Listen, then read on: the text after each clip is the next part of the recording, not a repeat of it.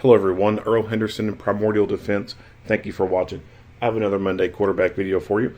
I'm going to play the entirety of this video without any interruptions, and then I'll go back and talk about things that are going on to better explain what's going on, and talk about things that I think that were done right and or done wrong.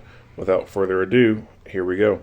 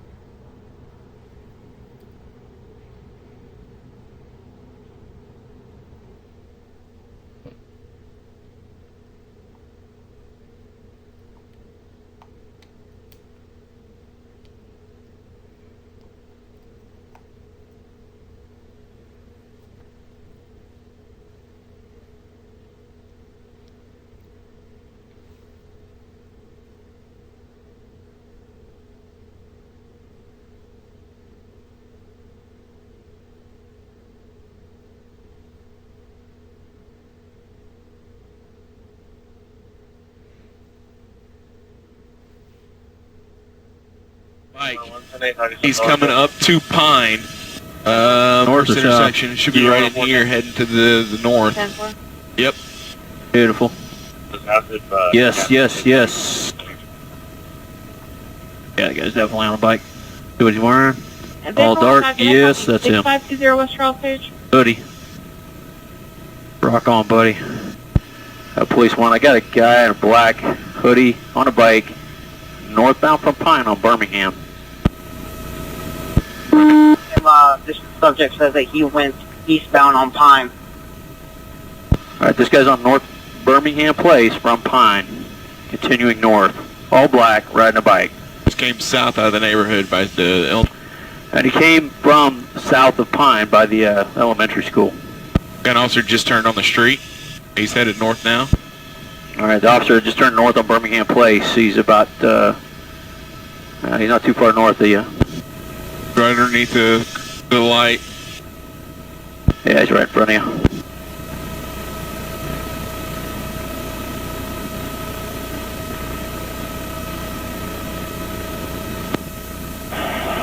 Okay, so it looks like he's gonna fail to yield here. Gun officer sitting there waiting on him. Okay, he's continuing to fail to yield. Traffic is light. 12 miles an hour. We are, he just Wrecked out here at Seminole Birmingham Place. I don't know where we got a canine running north. Stop or you're gonna get shot! Hey, I'm gonna shoot you!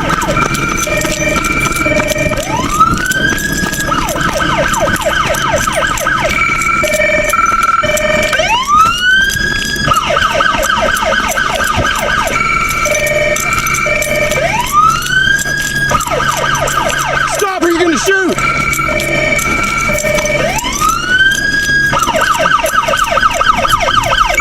Get on the ground! Get on the ground! Show me your fucking hand! Show me your hand! Gun! Show me your hand!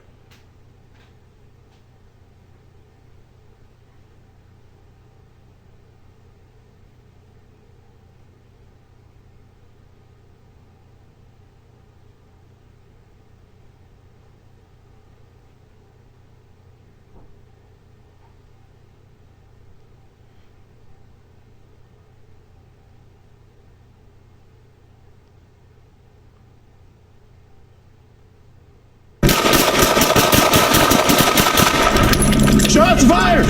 Shots fired! Okay, hey, alright, suspect is down. We see the gun. Okay, we're gonna form an arrest team. We're gonna hold what we got. We need a shield. And officers are okay. Officers are okay. Suspect is down. We can see the gun. Yep. See your hands! Everybody's okay. We need...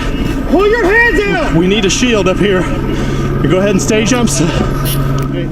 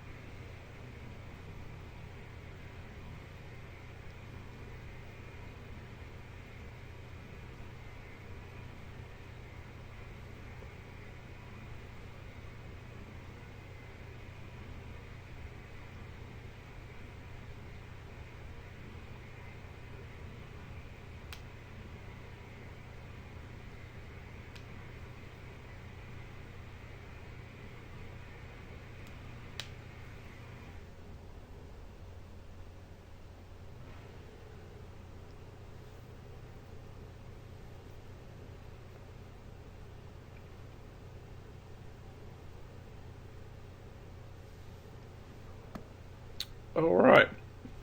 So let's go back into it.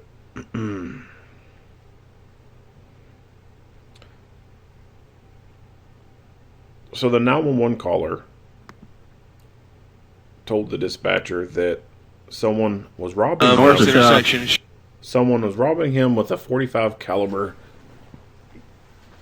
gun. That's unique to me that the victim was able to very accurately describe the fact that it was a .45 caliber pistol. So that tells me that maybe that person has had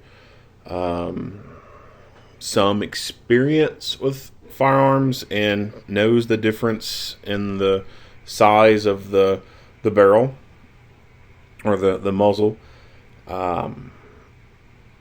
Other than that, I mean, it could have just been a lucky guess on their part, because I don't know how, other than them seeing the hole of the bore, how they would guess that. I mean, I wouldn't imagine that most common people would know the kind of difference, especially like a 9 and a 40. I mean, they're so close together. I could see how someone could mistake that, but 45, I could see how they could maybe be like, oh, that's a big hole in the end of that gun. That looks like a 45. So I could kind of maybe see it, but at the same time, under the stress and stuff like that, a non-experienced gun person, I just don't really foresee them being able to make that accurate guess.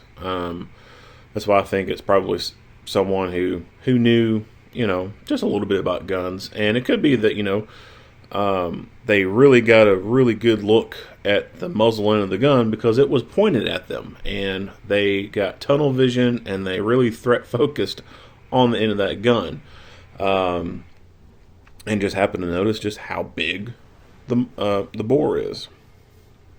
But I found that one to be kind of interesting.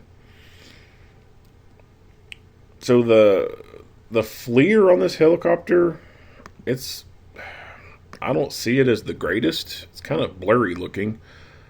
I've seen obviously way better setups. This one, I don't know. I mean, it could be an older system they just haven't been able to replace yet.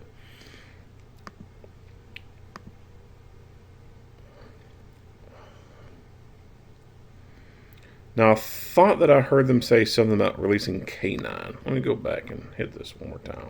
Okay, so it looks like he's going to fail to yield here. An officer sitting there waiting on him. Okay, he's continuing to fail to yield. Traffic is light. 12 miles an hour. We are, he just Wrecked out here at Seminole Birmingham Place on the way out of Canada, running north. Stop or you're gonna get shot! Hey, I'm gonna shoot you!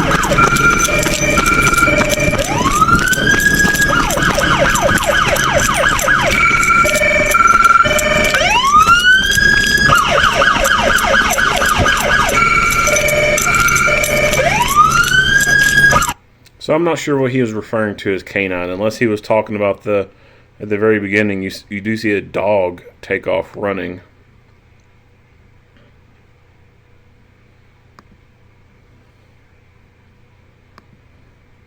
You actually see a dog right there take off. Fail to yield. Traffic is light. So that must have been what he was talking about. I really don't know.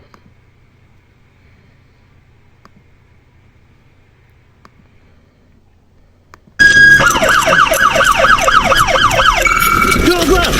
Get on the ground! Show me your fucking hand! Show me your hand! Gun! Show me your hand!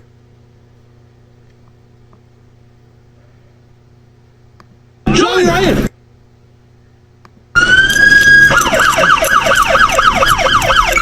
Get on the ground! Get on the ground! Show me your fucking hand! Get on the ground! Get on the ground! Show me your... Get on the ground! Get on the ground!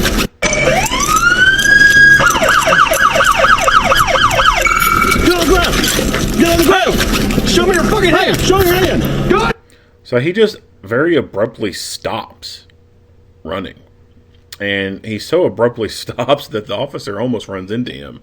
And of course, the officer seems to be slightly, surprised by this because he doesn't have an immediate plan or an immediate action in response to this. You see him kind of put his hand out like he's going to stop the guy from coming to him, or he's just putting his hand out as the universal stop sign, or he's going to maybe think about pushing him. I don't know. It just seems like he's just legitimately surprised that this guy stopped running. Get on the ground. Get on the ground. I think he could have carried on the forward motion, and he went ahead and had his left hand out. I think me personally, I think the best approach would have been, as he stopped, just continue going forward and ram that left palm into his chest area and just try to knock his ass over, knock him down. And then they can go from there, instead of allowing this guy to, stay up and make decisions. I think it would have been better to just do a hard takedown, decentralize his thoughts, and literally knock him off balance and surprise him with force. Show me your fucking hand. Show me your hand. Good. Show me your hand.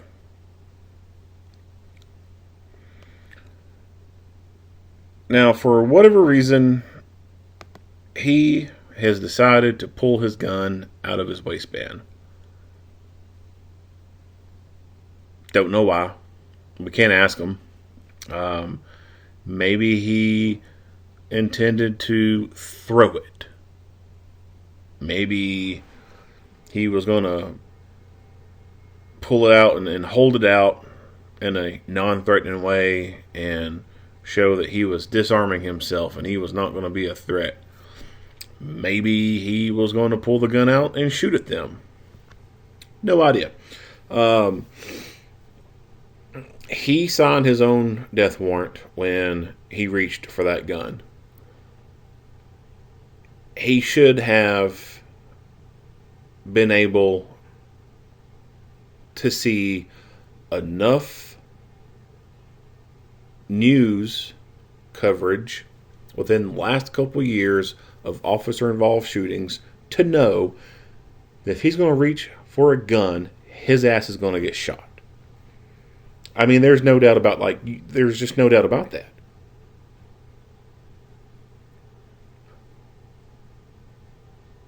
The amount of press coverage there has been over the police and accusing police of being murderous tyrants, which is false bullshit. But with the amount of press coverage there has been in the last couple of years over police shootings, you cannot escape that. Every fucking social media has some link to a news article on it. Memes and photos being shared, videos being shared from different sources. There's no escaping that. None. It is a trending thing. And a reasonable person would have to say that if people are pointing guns at you and you reach for a gun, something's bad is bound to happen. Was this a suicide by police? I don't think so. But it could have been. Who knows? He could have thought, you know what? That's it. It's done. Don't know. He's 16, so if he's been involved in the juvenile system, then he should know it's just going to be a slap on the wrist. Ain't shit going to come of this. He might do a few months in detention and then go to a camp somewhere. If he even does, he might just, do some time in the detention and go back home and get a diversion program out of it. If this was his first ever crime being committed, and he had no prior experience in the juvenile criminal justice system, I kind of doubt that. I don't see that happening.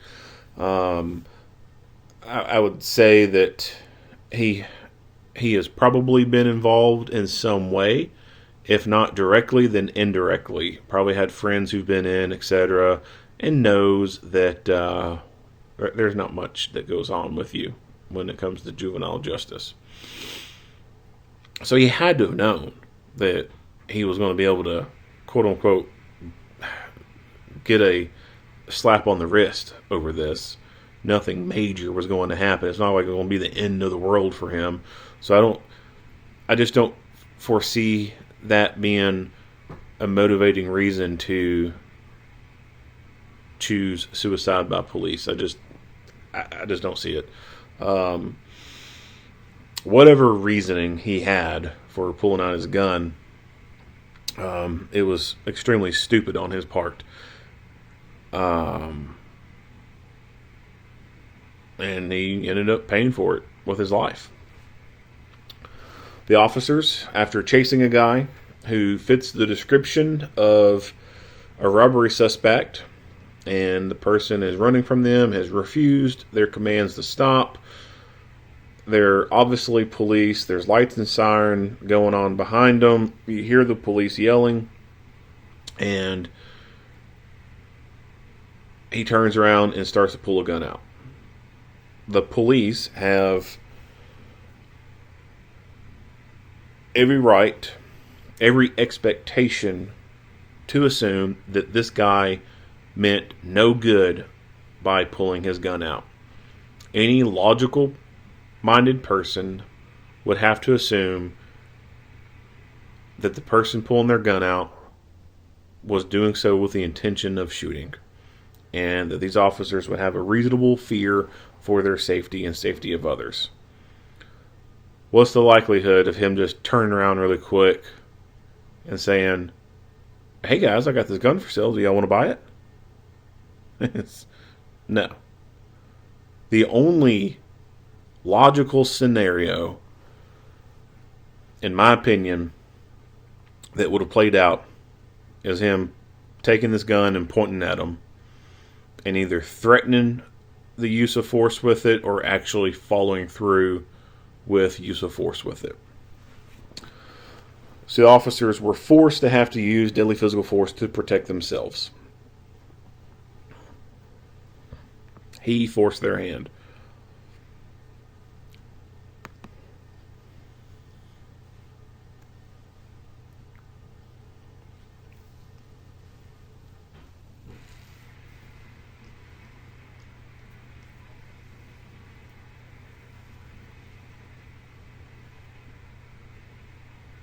I wish he would have left it zoomed in.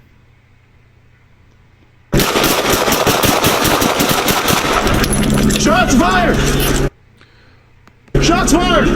Okay, hey, alright, suspect is down. We see the gun.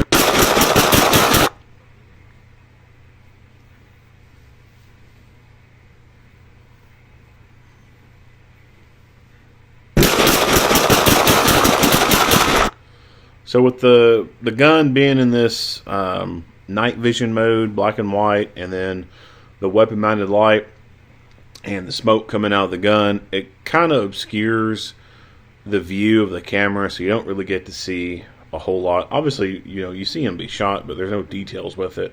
So there's no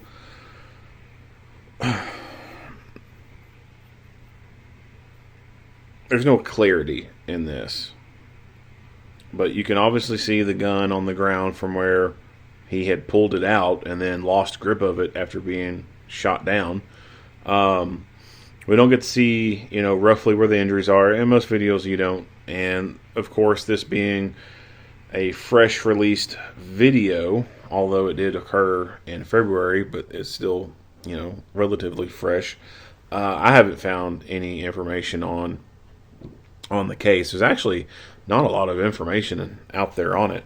I would suspect in the next week is it probably makes its rounds. What you got to keep in mind at time of recording for me, it is March 8th. So within a week after March 8th, I would suspect that there's probably going to be some more information being released about this case.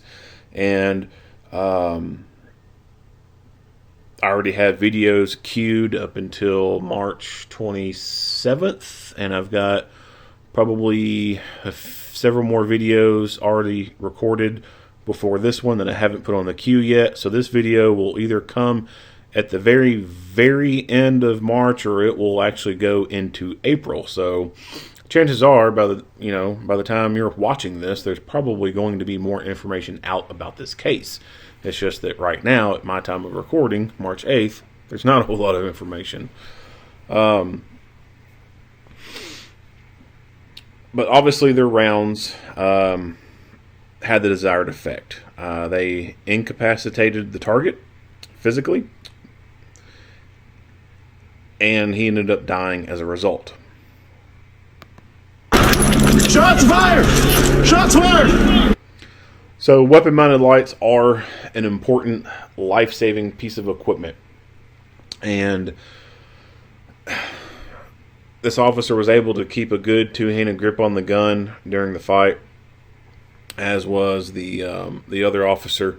And if you could, try to imagine if they were holding flashlights in one hand and trying to hold the gun in the other.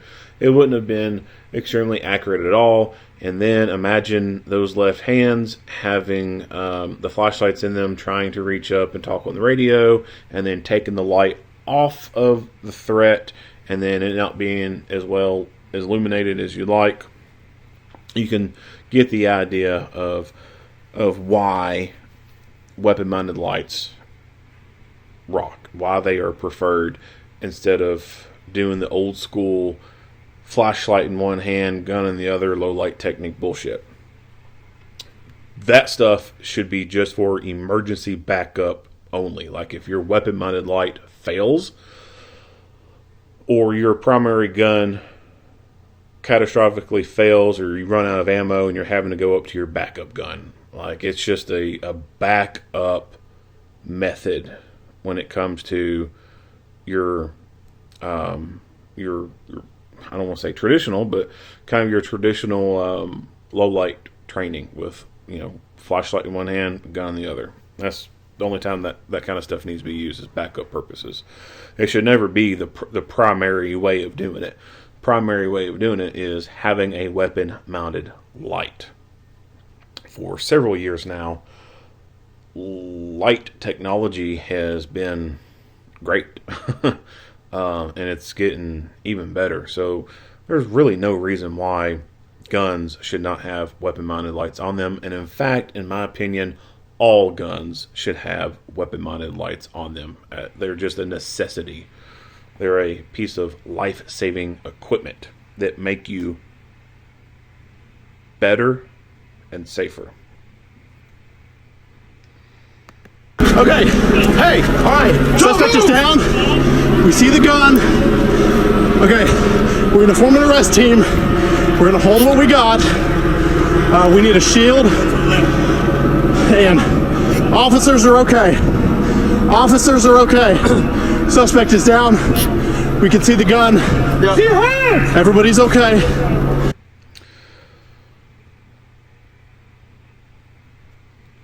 So you can tell, although his voice is calm, he's not frantic sounding or anything like that. He is, I guess, maybe at a loss for words. He doesn't know what to say. He kind of repeats himself and is tying up the air with a long-winded message. And so when you think about firearms training, it's more than just doing the thing, like shooting. It's more than just, oh, there's a threat. Bang, bang, bang, bang, bang, bang. All right, end drill. No, there has to be follow-up to that. So when you're doing drills, you're doing force on force, you need to do the follow-up with use of force. When you shoot the target and you go through your fighting stuff, fight, assess, scan, top off, you need to follow through and do the other things. You need to actually physically move to cover. You need to talk, treat injuries if need be. You need to do those things physically. And then once you do those things is when you end the drill. The drill doesn't end after you shoot the threat. There's a lot more that goes on after that. And that's where good training comes into play. That's where good reality-based training comes into play. So, once you've learned those basic firearm skills on the shooting range, you need to start incorporating some drills into it. Put some barrels out, put some cover stuff up, do a shoot, no shoot targets up there, have the students go through it, and then add something into it. Hey, partner's wounded. Then you got to go get a training tourniquet and put it on them. You got to simulate talking on the radio, or even having a broken radio as a training radio, or buying one of the Red Man, little plastic radios that's shaped just like a real one, but it obviously doesn't work. It's just a big chunk of plastic, like little inert training guns.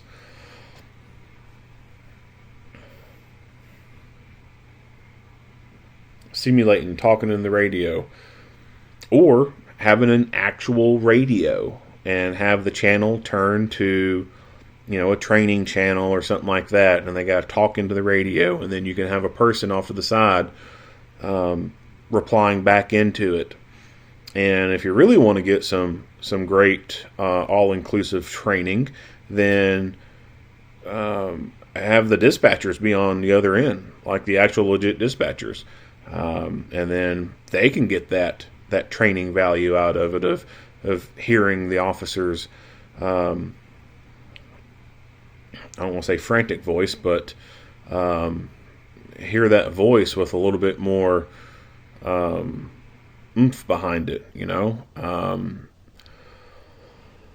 make it as realistic as possible, and do enough of those scenarios to where when you then progress to force on force, you do the force on force, you have the scenario where the officer has to make decisions about what they need to do, and then when it comes to the deadly physical stuff, you do that and then keep it rolling. Like, have them go through different tasks they have to perform, doing first aid on someone, cuffing the person, taking cover, talking on the radio, directing other people what to do, etc. Build in those reality-based training scenarios. That way, when the real thing happens, people know what to say. They know what to do, and they're not standing there saying, "We need a shield." You don't need a shield for this. You see the damn gun. So, firearms training is more than just shooting on a flat range. You have to do some drills. You have to get people moving on the range. Like, there's no way around that. Like, you cannot have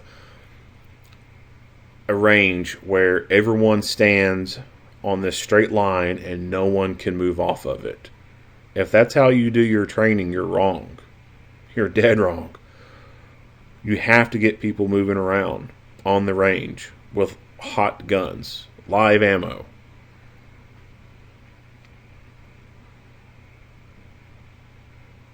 Or else people are not going to perform the way you want them to perform when the real thing happens.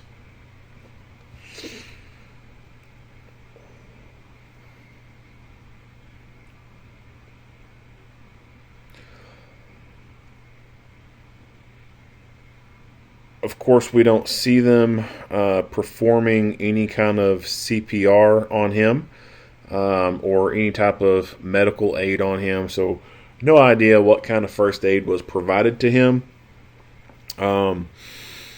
And no idea if their efforts would have made any difference anyway. You know, and again, I don't know the ballistics or anything like that. I don't know exactly where he was shot at. But he could have received injuries that if he had received those in the middle of a trauma center, the best trauma center in the world, he still might not have survived them. So they could have been well trained in CPR, first aid, and all that stuff, and it just would not have made a difference. But they still made an effort. When it comes to medical gear,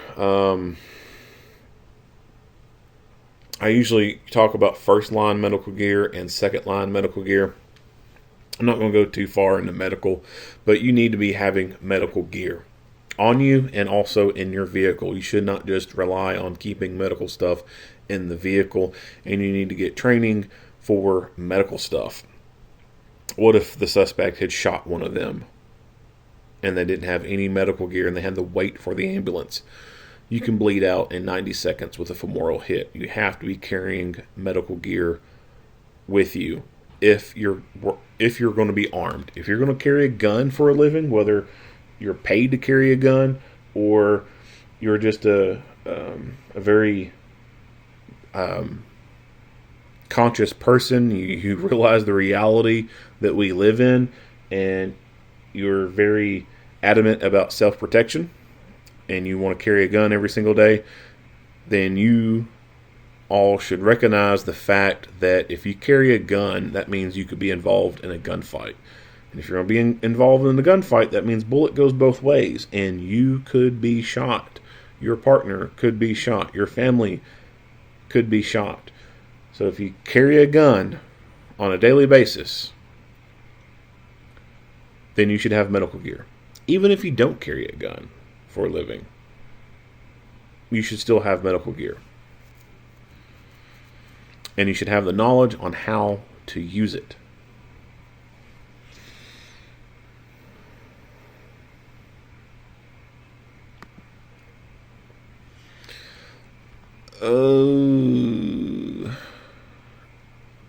Not familiar with this gun.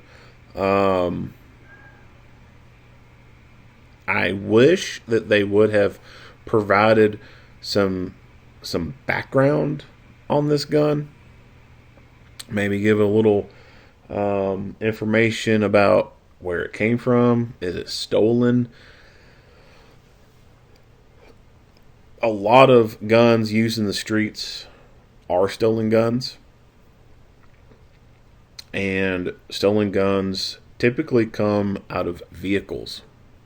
Parked vehicles sitting in people's driveways or parking lots, and a lot of times it's a vehicle with unlocked doors. The person just simply forgot to lock their door, and they left their gun in the middle console, or they left it in their glove box but neglected to lock the glove box, or it is a glove box that doesn't even have a lock on it. That's where a lot of guns end up being stolen from. And if you are the type of person to leave your gun in your middle console, or just lay it under your seat, or put it in the glove box without locking it, or leaving it in the glove box that doesn't have a lock, then you're a part of the problem. You are part of the problem, and you are part of the reason why things like this happen. But as I said, they didn't provide any information on whether or not this was a stolen gun or not. Obviously, he's 16 years old. He's unable to go into a gun store and buy it, right? So where is he going to get it? It could have been his parents, and he could have taken it from them. He could have stolen it out of a vehicle from car hopping. He could have bought it off the street. Or he could have had someone who was old enough to go buy a gun that he knew, and he gave them the money to go buy it. Kind of doubt that one, although that does happen. That does happen. But him being 16, I mean, it's not like he is involved.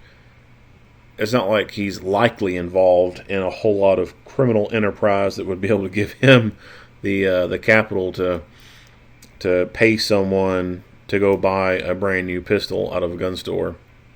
or even a used one at a place like a pawn shop. You know, I mean, they're not that cheap in those places. So my best guess is he either stole this himself personally or he bought it stolen from someone else.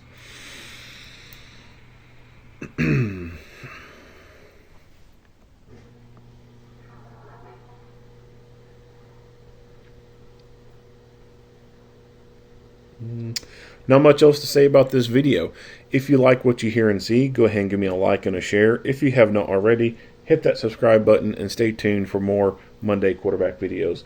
Earl Henderson, Primordial Defense, thank you for watching.